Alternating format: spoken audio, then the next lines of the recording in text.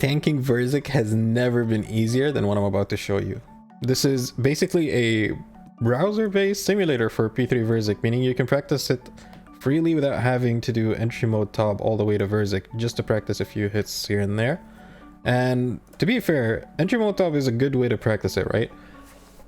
But the fact that is, you're going to be wasting a little bit of time here and there. And you do not want to use your scythe charges or use a pickaxe, which is also a 5-tick weapon, to practice it. Therefore, I use the simulator right now to showcase said mechanic. Now, all you have to do to tank Verzik perfectly is you want to watch for her animation. Now, she does her attack animation, and then she snaps back to her idle position. Attack animation, into her idle position. All you have to do is count to 3 after you see her snap back to her idle position. 1, 2, 3. 1, 2, 3. 1, 2, 3. 1, 2, 3. Now, this is all you have to do to tank Verzik.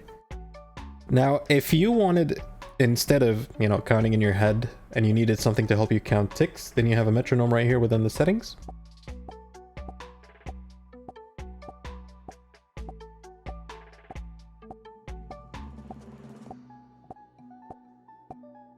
Which makes it a lot easier for you if you didn't want to count in your head.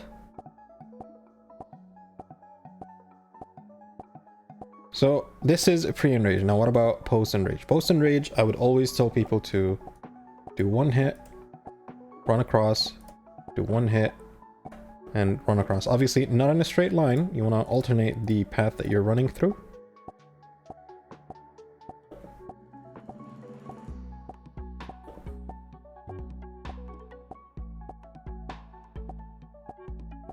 And obviously this is a lot easier said than done because you don't see the tornadoes per se, but it is easy to tank Verzik post-enrage with a method called pogtank, which I'm pretty sure a lot of you have heard of it.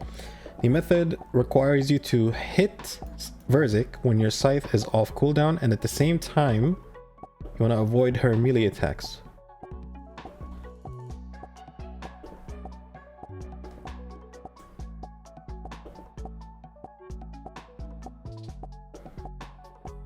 The easiest way I can tell you is that your scythe will come off cooldown when she attacks. So you want to step under a tick before she attacks. 1, 2, 3, 4, 5.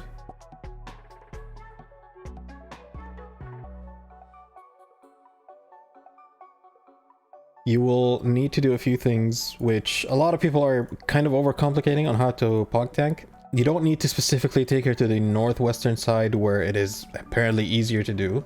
All you have to do is you're gonna have to line her up with your southwestern tile, or her southwestern tile I should say, and when she attacks, you move 1 tile. Snaps back to normal, move 1 tile. That way, you set up yourself for a pogtank. And that's all you need to know.